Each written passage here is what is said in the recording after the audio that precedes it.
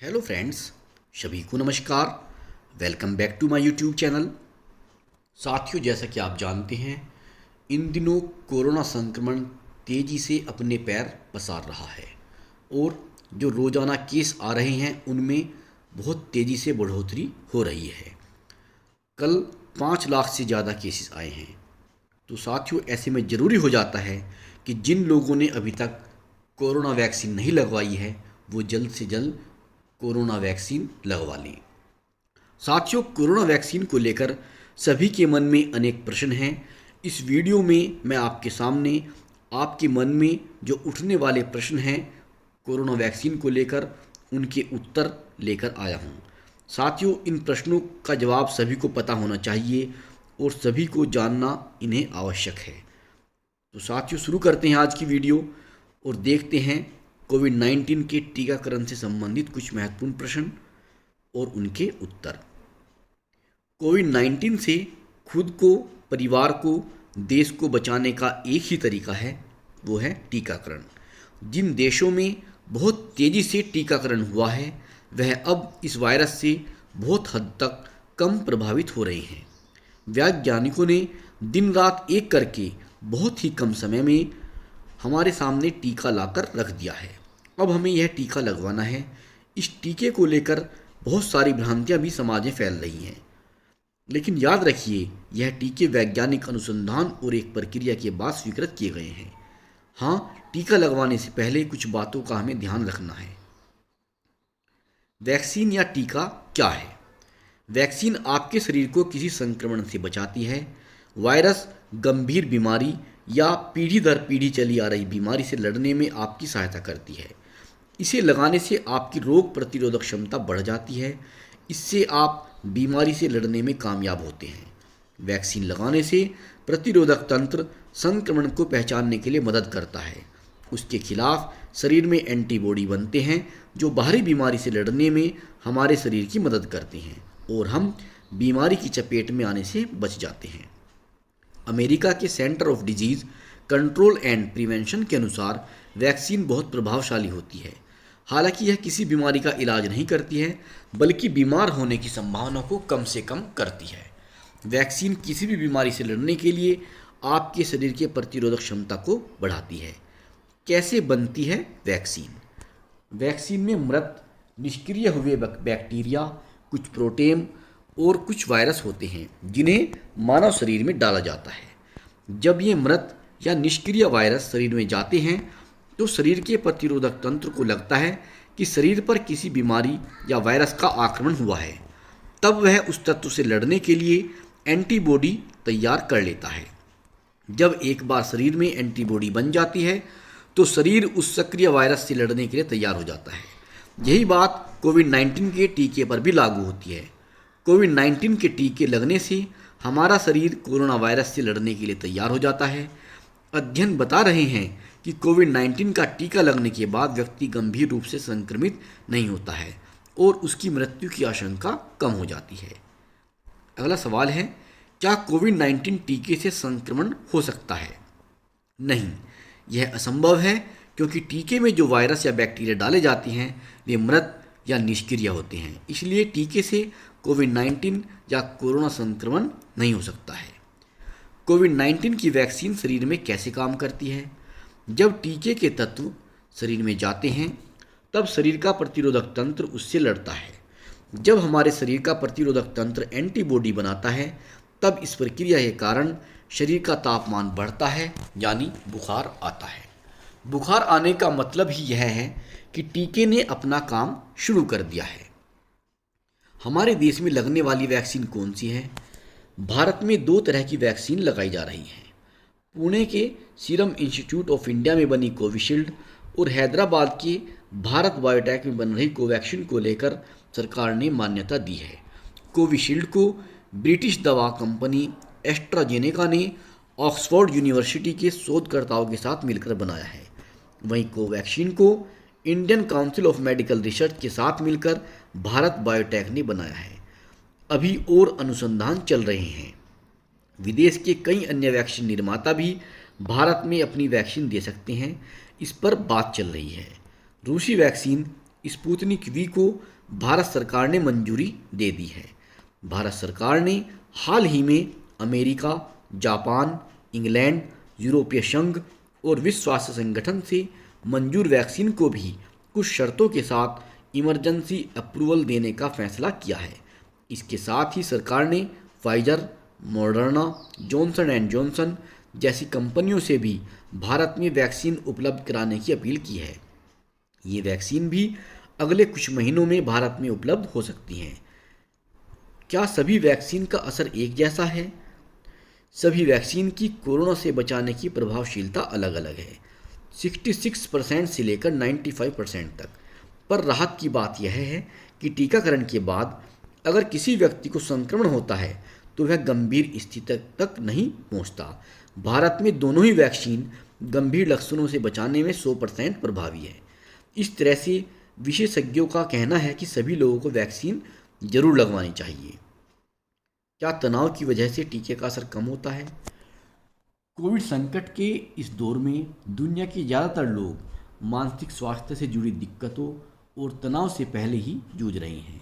घरों में अकेला रहने, बाहरी दुनिया से कम संपर्क, आर्थिक दिक्कतों के कारण तनाव होता है। तनाव के कारण इंसान का प्रतिरक्षा तंत्र वैसे ही कमज़ोर हो जाता है। इससे टीकाकरण का असर भी कम होता है। इस तरह की रिपोर्ट सामने आई है। यही समस्याएं खासकर ज़्यादा उम्र वाले लोगों में दिखाई देती हैं। शोधकर्ताओं का कहना है कि शारीरिक बदलाव और मानसिक तनाव वैक्सीन की प्रभाव क्षमता को कम कर सकता है। साथ ही ये शरीर की रोग प्रतिरोधक क्षमता पर भी असर डाल सकता है। पहले ही कोविड संकट की वजह से ऐसे खतरे बढ़ गए हैं। वैक्सीनेशन के दायरे में कौन आएगा?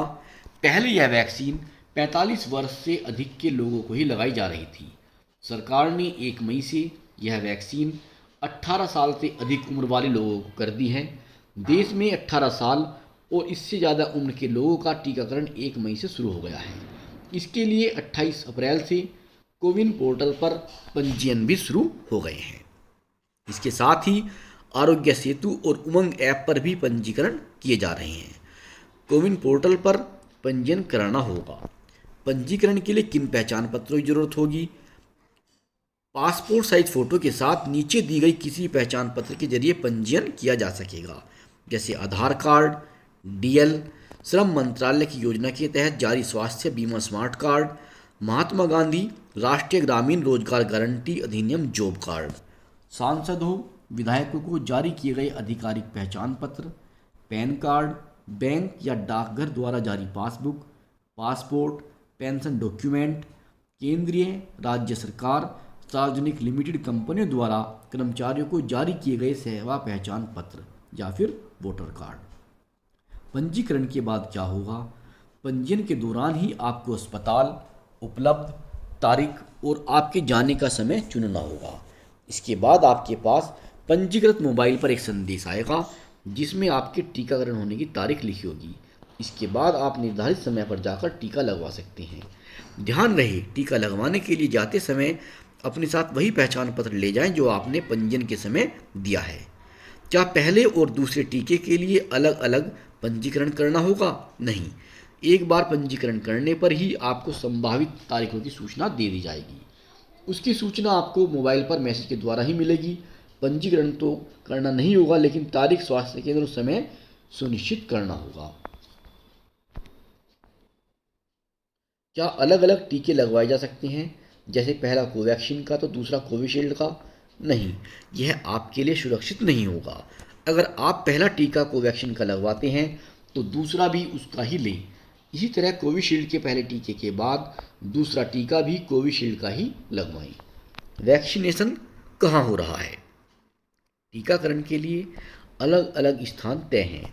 फिलहाल सरकार ने तय किया है कि इसे स्कूल परिसर में आयोजित किया जाएगा ताकि अस्पतालों में ज़्यादा भीड़ न हो। आपके नज़दीक वैक्सीनेशन कैंप की सूचना बहुत सारे माध्यमों से आप तक पहुंच रही होगी। अधिक दिक्कत होने पर अपने नज़दीकी स्वास्थ्य केंद्र या आंगनवाड़ी या आशा कार्यकर्ता से पूछ सकते हैं। इसके अलावा अपने व्हाट्सएप से 9013 15 15 15 नंबर पर नमस्ते लिखकर भेज देने से आपके नज़दीकी टीकाकरण के बारे में जानकारी मिल जाएगी। यह सरकार की ओर से कोरोना हेल्प डेस्क का नंबर है। क्या वैक्सीनेशन निःशुल्क है? हाँ, फिलहाल सरकार टीकाकरण निःशुल्क कर रही है। गैर सरकारी अस्पतालों में यह सुविधा सशुल्क भी उपलब्ध है। टीकाकरण के शुल्क पर आप समाचार माध्यमों से नवीनतम सूचनाएं प्राप्त कर सकते हैं। अगर आप टीका लगवाने जा रहे हैं तो आपको किन बातों का ध्यान रखना जरूरी है? अगर आपको किसी खास दवाई या चीज़ से एलर्जी है तो कोरोना टीका लगवाने से पहले डॉक्टर की सलाह लें। Complete blood count, C reactive protein, immunoglobulin E level की जांच करवा कर देख लें कि सब कुछ नियंत्रण में है या नहीं। अगर टीका लेने से पहले आपको कोई दवाई खाने को कहा गया है तो जरूर खाएं। टीकाकरण को लेकर किसी भी तरह का तनाव न पालें और बिल्कुल सहज रहें। डायबिटीज या बीपी के मरीज को टीका लेने से पहले शुगर और बीपी लेवल को सामान्य स्तर पर लाने की जरूरत है। यदि इनका स्तर सामान्य नहीं है तो वैक्सीन नहीं लगवाएं। यदि आप खाली पेट हैं और आपका स्वास्थ्य बेहतर नहीं लग रहा है तो अच्छा है कि आप इंतजार कर लें। सेहत ठीक होने पर टीकाकरण करवाएं। कैंसर के मरीजों और खासकर जिनकी कीमोथेरेपी हुई है उन्हें डॉक्टर की सलाह लेने के बाद ही निर्णय लेना चाहिए।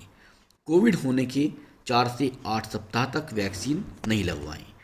कोविड के इलाज के दौरान जिन्हें ब्लड प्लाज्मा या मोनोक्लोनल एंटीबॉडी चढ़ाया गया हो या फिर जो पिछले 1.5 महीनों में कोरोना संक्रमित हुए हों उन्हें अभी वैक्सीन नहीं लेना चाहिए। टीका लगवाने के बाद वैक्सीन सेंटर में तब तक रुके रहें जब तक कि आपको जानने की अनुमति नहीं दी जाए। सेंटर पर आपको इसलिए रुकने को कहा जाता है कि ताकि परखा जा सके कि टीका लगने से आपको कोई साइड इफेक्ट तो नहीं हो रहा है। जहाँ सुई चुभ गई है वहाँ थोड़ी सूजन या हल्का दर्द एवं हल्का बुखार आना सामान्य लक्षण है। आमतौर पर 3 से 5 दिन में सूजन और दर्द अपने आप दूर हो जाते हैं। संभवतः थोड़ी थकान और ठंड भी महसूस हो सकती है। घबराएं नहीं, वैक्सीन हमारे प्रतिरक्षा तंत्र को बाहरी खतरों से लड़ना सिखाता है। कोविड-19 की वैक्सीन भी शरीर में कोरोना वायरस के संक्रमण के खिलाफ लड़ने की ताकत पैदा करती है, लेकिन इसमें कुछ सप्ताह लग जाते हैं। ये मत समझे कि वैक्सीन लगा लिया तो अपने आप अगले ही पल आप कोरोना वायरस से सुरक्षित हो गए हैं। ऐसे में टीका लगवाने के बाद कोरोना संक्रमण से बचने के लिए तय निर्देशों का पालन करते रहें। इनमें मास्क लगाना, सुरक्षित दूरी बनाए रखना, खांसने छींकने के दौरान एहतियात बरतना जैसे निर्देश शामिल हैं। क्या टीका लगने के बाद तबीयत बिगड़ सकती है? टीकों का यह सामान्य व्यवहार है। कोविड से पहले जब हम बच्चों का टीकाकरण करवाते थे तो उनको भी 1-2 दिन हल्का बुखार आ जाता था। कोविड वैक्सीनेशन के बाद आपका शरीर प्रतिक्रिया करता है जिससे आपको 1-2 दिन तक बुखार आ सकता है। यदि आपको भय है कि टीकाकरण करवाते समय भी आप पूछताछ कर सकते हैं। ऐसी स्थिति में आप पैरासीटामोल टैबलेट अपने पास रख सकते हैं और बुखार आने पर ले सकते हैं। कई बार जहां वैक्सीन लगती है वहां पर थोड़ी सूजन भी हो सकती है। कोविड वैक्सीन लगवाने से पहले नियमित रूप से खूब पानी पिएं। तरबूज, खीरा, ककड़ी जैसे पानी से भरपूर फलों के सेवन से साइड इफेक्ट या आशंका को कम किया जा सकता है। वैक्सीन लगवाने के बाद भी आप पोषण युक्त भोजन करें, खूब पानी पिएं। क्या टीकाकरण के बाद शराब पीना उचित है? वैक्सीन लगवाने के बाद शराब का सेवन बिल्कुल न करें क्योंकि इसकी वजह से डिहाइड्रेशन यानी शरीर में पानी की कमी हो सकती है जिसकी वजह से वैक्सीन के साइड इफेक्ट बढ़ सकते हैं। एल्कोहल रिसर्च नाम के जर्नल में प्रकाशित एक शोध की माने तो टीका लगवाने के बाद शराब पीने से आपकी प्रतिरोधक क्षमता भी कमज़ोर हो जाती है। कौन सी चीज़ें नहीं खानी चाहिए? ब्रिटिश जर्नल ऑफ न्यूट्रिशन में प्रकाशित एक शोध की माने तो कोविड वैक्सीन लगवाने के बाद आपको सैचुरेटेड फैट और कैलोरीज से भरपूर प्रोसेस्ड फूड से बिल्कुल दूर रहना चाहिए। Journal of clinical sleep medicine की एक शोध को माने तो कोरोना का टीका लगवाने के बाद बहुत ज़्यादा मीठी और चीनी वाली चीज़ों से भी दूर ही रहें, नहीं तो थकान और तनाव हो सकता है, साथ ही नींद में भी दिक्कत आ सकती है। बच्चों को भी कोरोना हो रहा है तो क्या उन्हें टीका लगेगा? नहीं, फिलहाल बच्चों पर वैक्सीन के ट्रायल्स नहीं हुए हैं, इस वजह से बच्चों को देना मान्य नहीं है। टीके के बिना भी बच्चों को कर सकते हैं सुरक्षित। कैसे? इसका सबसे बेहतर तरीका है कि परिवार के सभी लोग वैक्सीन लगवाएं। भारत में फिलहाल 18 साल तक की उम्र के अधिक वाले सभी लोगों का टीकाकरण हो गया है। हमारी जिम्मेदारी है कि परिवार के सभी लोग टीकाकरण करवा लें। ऐसा करके हम बहुत हद तक परिवार के बच्चों को संक्रमण से दूर रख सकते हैं। दूसरे स्तर पर हम बच्चों को कोविड प्रोटोकॉल का ईमानदारी से पालन करने की सीख दें। जब तक बच्चों के लिए वैक्सीन नहीं आ जाती तब तक इन्हीं दो कारगर तरीकों से बच्चों को सुरक्षित रखना है। क्या महिलाएं माहवारी के दौरान वैक्सीन लगवा सकती हैं? हाँ, महिलाओं के माहवारी के दौरान भी टीकाकरण करवाया जा सकता है। किन्हें वैक्सीन नहीं लगवानी चाहिए? कोरोना की पहली डोज से आपको गंभीर एलर्जी हुई हो, आप गर्भवती हैं, आप स्तनपान करा रही हैं, आपको कोरोना के लक्षण हो, आप अन्य किसी गंभीर बीमारी से पीड़ित हैं, तो आपको वैक्सीन नहीं लगवानी चाहिए। मैं अपने मूल शहर से दूर हूँ, क्या किसी और राज्य में वैक्सीन का डोज ले सकूँगा? यदि आप 45 साल से ज़्यादा के हैं तो केंद्र सरकार की व्यवस्था के मुताबिक आपको देश के किसी भी वैक्सीन सेंटर पर टीका लग जाएगा। 18 से 44 वर्ष की आयु के समूह के लिए अभी स्थिति स्पष्ट नहीं है। इस आयु समूह के टीकाकरण की जिम्मेदारी राज्य सरकारों की है। इस वजह से अलग अलग राज्य में अलग अलग इंतजाम हो सकते हैं। क्या वैक्सीन सुरक्षित है? वैक्सीन पूरी तरह सुरक्षित है। इसको एक प्रक्रिया के तहत जांचा परखा गया है, लेकिन यह समझ लेना जरूरी है कि हर मनुष्य का शरीर अलग प्रवृत्ति का होता है। वह अलग अलग प्रक्रियाओं पर अलग अलग प्रतिक्रिया देता है। इसलिए जरूरी है कि टीकाकरण से पहले आप सभी उपायों को अपना लें।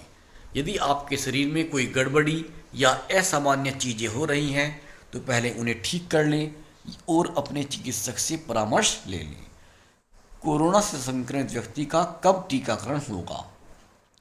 कोरोना की जंग जीतने वालों को रिकवर होने के 4 से 8 सप्ताह बाद ही वैक्सीन लगाई जा सकती है।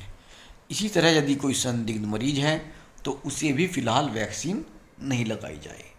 क्या सीधे अस्पताल पहुंचकर वैक्सीन लगवा सकते हैं? नहीं, केंद्र सरकार ने इसके लिए पंजीयन अनिवार्य किया है। 18 से 44 वर्ष आयु समूह के लोगों को वैक्सीन लगवाना राज्य सरकारों की जिम्मेदारी है। साथ ही कुछ निजी अस्पताल भी वैक्सीन लगा सकते हैं, पर सिर्फ उन लोगों को जिन्होंने आरोग्य सेतु ऐप पर या कोविन पोर्टल पर रजिस्ट्रेशन कराया होगा। क्या कोविड वैक्सीन लगवाने के बाद रक्तदान कर सकते हैं? जी नहीं, कोविड वैक्सीन लगवाने के कुछ दिन तक आप रक्तदान नहीं कर सकते हैं। यह अवधि दूसरे डोज लेने से 28 दिन तक होती है। इसलिए रक्तदाताओं और शारीरिक रूप से स्वस्थ व्यक्तियों से यह अपील की जा रही है कि वह वैक्सीन लगवाने से पहले अपना रक्तदान अवश्य करें। क्या टीकाकरण के साइड इफ़ेक्ट होने पर कोई हेल्पलाइन नंबर है? जी हाँ, हेल्पलाइन नंबर ये दिए गए हैं, आप इन पर बात कर सकते हैं। तो साथियों, ये थे कुछ प्रश्न जो सभी के मन में आते हैं कोरोना वैक्सीन को लेकर। तो आशा करता हूँ वीडियो आपको पसंद आएगा। इस वीडियो में इतना ही। मिलते हैं आपसे बहुत जल्द अगली वीडियो में। तब तक के लिए नमस्कार। Have a nice day.